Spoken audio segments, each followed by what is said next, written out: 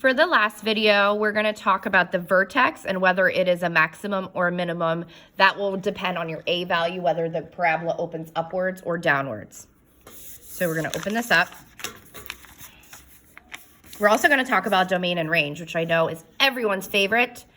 So we're talking about the vertex, maximum and minimum. So we already talked about the axis of symmetry. It intersects the parabola at one point, which is the vertex. We've already talked about that. So the vertex determines if something is a maximum or a minimum.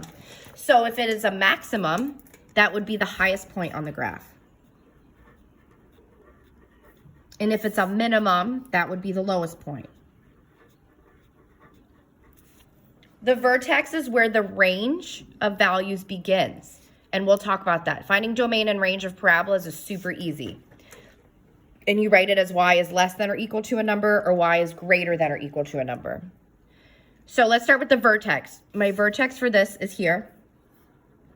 My vertex is 0, 2. This is the lowest point on this graph. It opens upwards. This would be a minimum. So I'm just going to write minimum here so I remember that.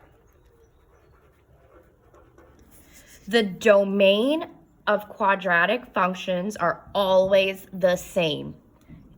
All real numbers, negative infinity to infinity. That's always the domain of a quadratic. So there's two different ways you can write it. You can write it like this with the inequalities, or you could write it like this. This is a little shortcut. It kind of looks like an R with an extra line, and that just means all real numbers.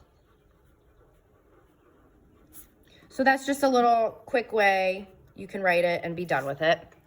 The range is where the vertex is. So if I look at my y value is 2. So here's 2, and my range is greater than 2. There are no numbers that are less than 2 on the y-axis. So my range is y is greater than or equal to 2.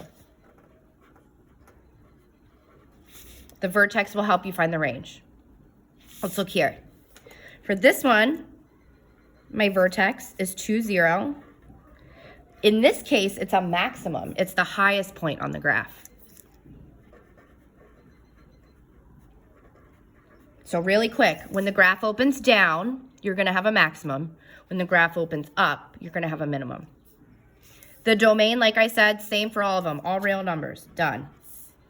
My range is going to be a y. I look at the y value of the vertex, that's 0. Everything is less than that. See, it's all going down. There's nothing greater than y equals 0. It's all less than.